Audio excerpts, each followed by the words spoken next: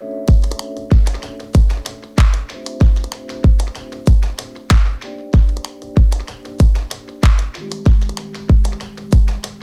to Two Split.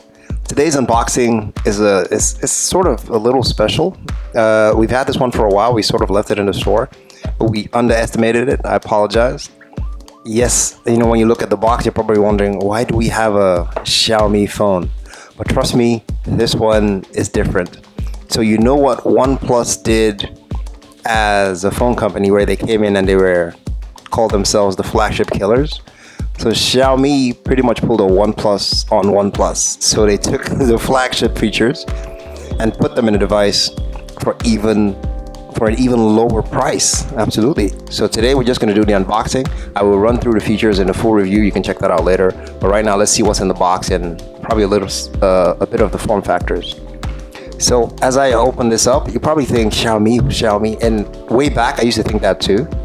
But if you think about the fact that they are the 4th largest phone manufacturers in the world, and they have some serious horsepower when it comes to technology, you may want to not underestimate them anymore. So the box, pretty cool box. They have a dragon. They make a lot of jokes about their dragon on Twitter. So I guess if you follow them, you can figure it out. On top, I guess this is some reading material and maybe a case.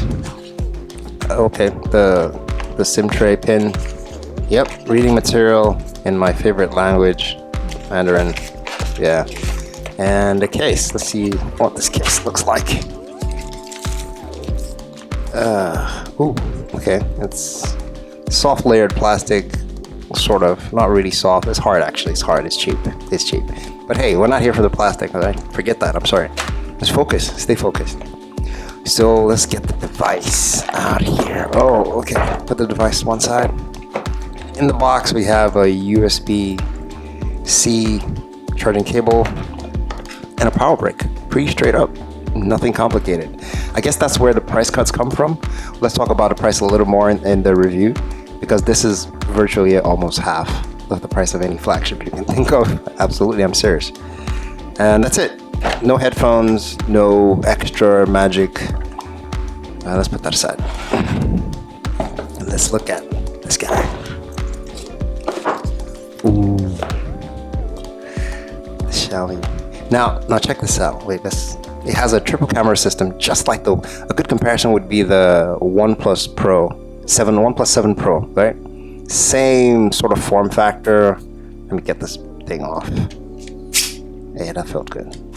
So this design is inspired by fire.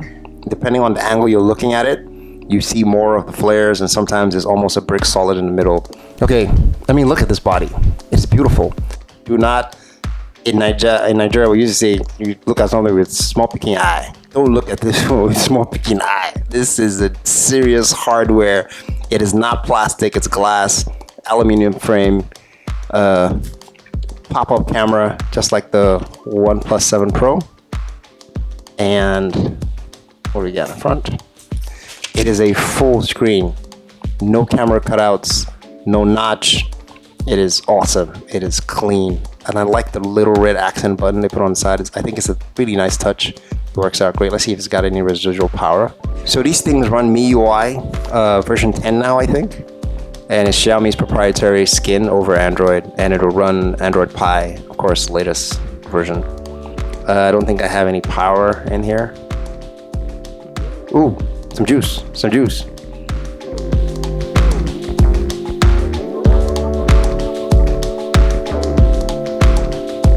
Okay, so it has an in-display fingerprint unlock, just like the other flagships that it's competing with.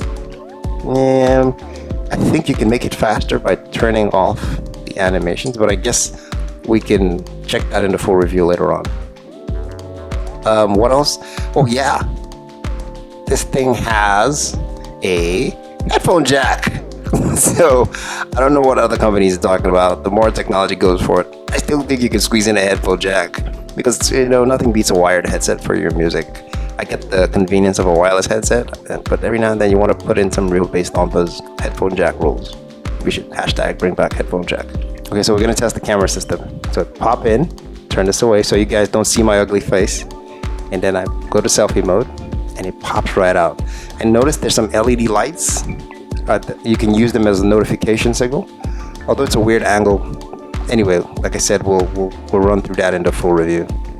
But it looks pretty gorgeous, actually.